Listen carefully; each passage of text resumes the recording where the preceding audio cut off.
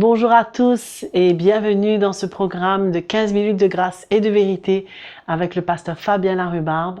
C'est toujours un honneur pour moi d'être parmi vous et sans plus tarder, nous allons louer le Seigneur, déposer tous nos fardeaux à ses pieds. Alléluia.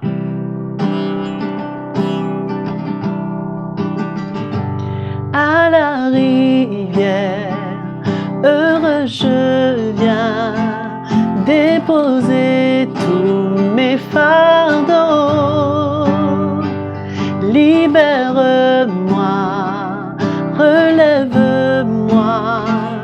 Seigneur, viens me rencontrer. Précieux Jésus, entre tes mains, j'abandonne mes soucis. Oui, prends ma main, attire-moi, Seigneur, viens me rencontrer. Précieux Jésus, entre tes mains, j'abandonne mes soucis. Oui, prends ma main, attire-moi, Seigneur, viens me rencontrer. Seigneur, viens me rencontrer. Seigneur, viens me rencontrer. Amen. Que le Seigneur vous bénisse avec ce chant et nous allons être à l'écoute de la parole de Dieu. Quelle joie de vous accueillir dans cette nouvelle édition de 15 minutes de grâce et de vérité. C'est vraiment un privilège pour moi d'être avec vous et je crois que le Seigneur continue pas à pas à nous parler, nous encourager, nous relever et nous fortifier.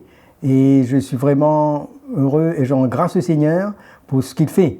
Et je remercie en même temps Joël pour la louange qui déjà nous met dans cette atmosphère de pouvoir être sensible pour écouter la parole du Seigneur. Merci Joël. Alors nous allons continuer et aujourd'hui nous allons parler sur nos attitudes dans nos épreuves. Et oui, les épreuves, tous ceux qui veulent servir le Seigneur, nous tous qui sommes appelés, nous ne pouvons pas échapper d'être éprouvés, de traverser dans des moments d'épreuve qui font partie de notre vie. Un moment ou un autre dans notre vie chrétienne, on aura besoin de traverser dans des épreuves. Et souvent, on est testé dans notre foi. Et là, ce qui va se passer, c'est de quelle manière nous allons répondre au Seigneur. Donc Dieu nous éprouve parce que lui, il a un plan. Mais c'est important pour nous d'être éprouvés. Parce que, vous savez, c'est pas juste, comme Jésus dit, c'est pas ceux qui disent Seigneur, Seigneur. Cela ne suffit pas. Mais il y a la manière qu'on va répondre à la parole de Dieu dans des bons moments comme dans des moments difficiles. Et donc, comment nous allons regarder à nos épreuves? Jacques nous dit, mais regardez avec joie. Regarde l'épreuve avec joie. Mais par contre, quand il y a des tentations, on a besoin de fuir la tentation, fuir le péché. Mais l'épreuve, on a besoin de traverser avec la grâce du Seigneur pour grandir. Alors, nous voyons que nous avons un choix. Soit nous allons murmurer, soit nous allons compter sur la grâce de Dieu et laisser le Seigneur nous façonner. Et les païens, quand ils passent dans des difficultés, ils murmurent, ils veulent s'en échapper. Mais le Seigneur peut permettre l'épreuve, peut nous faire traverser dans une situation et nous pouvons sortir dedans avec quelque chose de spirituel, pour grandir. Donc, peu importe les difficultés de la vie, peu importe les circonstances, du moment que nous plaçons notre confiance dans le Seigneur, lui, il est capable de nous faire traverser et de nous apprendre quelque chose qui vient de son cœur pour grandir. Parce que pour le Seigneur, ce qui est important, c'est la maturité. Au fait, l'épreuve en elle-même n'est rien, ne peut produire rien. Mais c'est la manière que nous allons réagir. C'est pourquoi la Bible nous parle de l'épreuve de la foi. Alors, nous allons lire dans 1 Pierre, le chapitre 1er, au verset 6. C'est là ce qui fait votre joie, quoique maintenant, puisqu'il le faut, vous soyez attristés pour un peu de temps par diverses épreuves, afin que l'épreuve de votre foi, vous voyez, l'épreuve de votre foi, plus précieuse que l'or périssable, qui cependant est éprouvé par le feu, ait pour résultat la louange, la gloire et l'honneur lorsque Jésus-Christ apparaîtra. Donc ces épreuves sont permises et nous ne devons pas nous retirer ni nous décourager, mais dans cette épreuve, c'est la fermeté de notre foi qui est importante. L'exercice de notre foi pendant l'épreuve, qui va produire la patience. La parole de Dieu le dit, Jacques le dit. Et cette patience, il va nous emmener à persévérer, à avoir de l'endurance. C'est comme, je prends l'exemple de quelqu'un qui a dit, mais comme un avion, il faut que cet avion-là puisse voler pendant des heures et des heures. Et puis on peut savoir si elle est fiable, si réellement on peut tenir et emmener des passagers. Dieu veut nous confier des choses, mais il veut regarder comment on agit, comment on va réagir. Et ce n'est pas par des belles paroles, des belles promesses qui va changer quoi que ce soit. C'est par la manière qu'on réagit quand Dieu nous éprouve qui va réellement confirmer ce que Dieu peut faire en nous, peut nous confier. Alors, dans ces moments difficiles, c'est là qu'on connaît notre foi. Alors, donc, le but de l'ennemi, lui, à travers l'épreuve, il veut affaiblir notre foi, il veut nous décourager, mais nous avons besoin de rester avec notre foi dans le Seigneur pour que le Seigneur continue et termine ce qu'il a commencé dans nos vies. Donc, l'épreuve n'est pas une défaite, c'est un moyen, c'est pourquoi Pierre dit, regardez comme un sujet de joie, n'est-ce pas? Parce que là, il y a quelque chose que Dieu veut faire, il y a quelque chose qui va arriver, la patience va venir, et cette patience, c'est cette force silencieuse en nous qui nous emmène à confier dans le Seigneur et attendre la manière que lui, il va intervenir. Donc, nous devons avoir cette patience, non pas essayer de changer les choses par nous-mêmes, mais voir qu'est-ce que le Seigneur veut. Donc, comment nous réagissons? Par exemple, dans nos souffrances, dans les persécutions, dans les moqueries, quand les gens sont injustes à notre égard, comment nous réagissons? Et là, même, surtout, quand certains ne marchent pas dans la vérité, et qui désobéissent à l'Évangile par des compromis, et que nous prenions position, et que parce qu'ils sont confrontés à la vérité, peuvent même nous persécuter. Alors là, on a besoin d'avoir la foi, la persévérance et avoir une bonne attitude. Luc, le chapitre 6, au verset 22.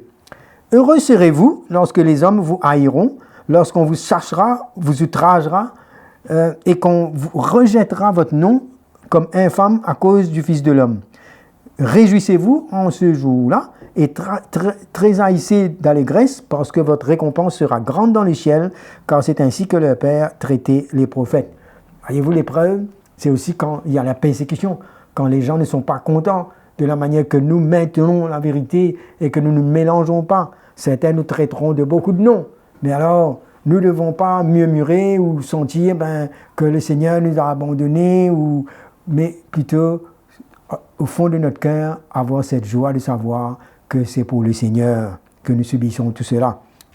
Alors, 1 Pierre, chapitre 2, le verset 19, « C'est une grâce que de supporter les afflictions par motif de conscience envers Dieu quand on souffre injustement.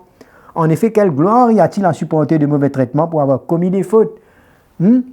Mais si vous supportez la souffrance lorsque vous faites ce qui est bien, c'est une grâce. » Voilà, quand on traverse dans ces afflictions, on va comprendre, mais c'est la grâce de Dieu. Dieu nous permet, il nous fait une confiance, il nous permet d'être éprouvés parce qu'il voit plus loin. Alors, nous voyons l'exemple de Job quand il a passé par cette épreuve où il a perdu. Et il y a eu cette séparation, cette perte, tout ce qui s'est passé en lui. Mais nous voyons que Job n'a pas maudit Dieu, mais il a dit Dieu a donné, Dieu a repris.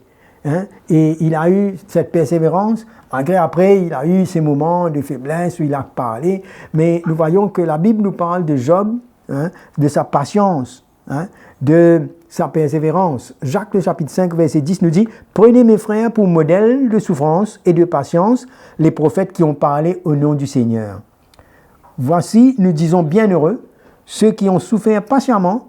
Vous avez entendu parler de la patience de Job et vous avez vu la fin que le Seigneur lui accorda, car le Seigneur est plein de miséricorde et de compassion. » Alors, nous voyons comment il a été patient, il a allé jusqu'au bout, il a permis à Dieu de lui parler, et après Dieu, dans sa miséricorde, est intervenu. Vous savez, le Seigneur, il n'est pas sourd, il n'est pas absent quand nous traversons dans nos épreuves. Il ne permettra jamais à une épreuve qui est au-dessus de notre force pour venir nous écraser, mais il a toujours un moyen, il est toujours là pour nous secourir. Et donc, il y a une bonne attitude vis-à-vis de nos épreuves. Les chrétiens qui ne sont pas éclairés, qui ne voient pas le chemin de la croix, qui ne voient pas comment on doit passer dans ce chemin, où on renonce à nous-mêmes, où on réalise que on n'a pas en nous-mêmes de quoi, par notre propre force, et qu'on a besoin d'accepter de passer par cette mort afin de faire l'expérience de la vie de résurrection.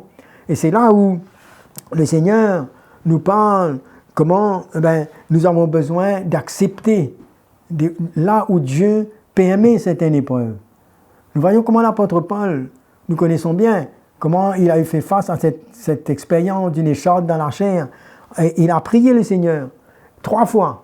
Mais le Seigneur lui a fait comprendre que pour qu'il ne soit pas enflé d'orgueil, à cause de toutes les révélations qu'il avait eues, cela a été là pour l'empêcher. Et finalement, ça ne veut pas dire qu'il manquait de foi, mais c'était Dieu qui avait permis cela.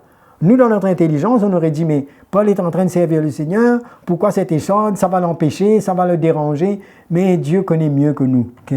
Dieu même peut nous arrêter à certains moments. Tout est bon, le Seigneur peut tout faire, il est comme le potier, nous sommes l'argile dans sa main. Ça, nous devons le reconnaître, parce qu'il est un Dieu souverain. Et quand il permet que nous traversions par une épreuve, nous devons lui rendre grâce, nous devons, au fond de nous-mêmes, nous réjouir de ce que, dans cela, au pied du Seigneur, quand nous restons avec lui, nous pouvons traverser cette épreuve et voir ce que Dieu a pour nous. Et le Seigneur nous parle dans 2 Pierre, chapitre 2, le verset 9, pour dire que le Seigneur saura délivrer de l'épreuve ceux qui l'honorent et garder les injustes pour être punis au jour du jugement. Donc, le Seigneur, si nous voulons l'honorer, si nous restons dans la foi, donc la foi qui a été prouvée va produire la patience, va produire beaucoup de fruits, va emmener une maturité dans notre vie. Parce que la foi doit trouver cette place où Dieu peut nous emmener. Nous n'utilisons pas la foi pour demander à Dieu, ou pour faire Dieu faire tout ce que nous voulons. Mais la foi nous emmène à rentrer dans le plan de Dieu, à traverser là où Dieu veut nous traverser, afin que nous soyons partie prenante et que nous soyons dans son plan et dans sa volonté. Dieu il connaît le commencement et la fin de notre vie, et il sait d'avance dans quelle épreuve nous allons traverser. Et il sait comment nous délivrer de cela. C'est ce que Pierre nous dit ici. Donc, puisque nous ne savons pas ce qui se passe devant, nous avons besoin de faire taire nos raisonnements, des questions de comment, qu'est-ce que Dieu va faire, mais nous avons besoin simplement de réaliser que Dieu sait délivrer de l'épreuve et toutes choses concourent bien de ceux qui aiment Dieu. Amen. Voilà. Que le Seigneur nous encourage par ces quelques mots et que nous ne regardons pas l'épreuve d'une manière négative ou charnelle, mais restons dans l'esprit et permettons Dieu à continuer cette œuvre pour nous emmener dans la maturité. Voilà, je termine ici et je vous remercie d'avoir été avec nous. Que le Seigneur vous bénisse. Je vous retrouve bientôt. Voilà, c'était la fin de notre programme de 15 minutes de grâce et de vérité. 15 minutes où le Seigneur nous parle à tous. N'hésitez pas à vous connecter à notre chaîne YouTube CTMI et partager, liker, envoyer à tous ceux que vous connaissez. C'est tellement encourageant. Et bien sûr, si vous avez un commentaire ou des remarques ou même un témoignage que vous voulez partager avec nous, n'hésitez pas, envoyez-les sur l'adresse qui est affichée à l'écran. Jésus vous aime et nous vous aimons.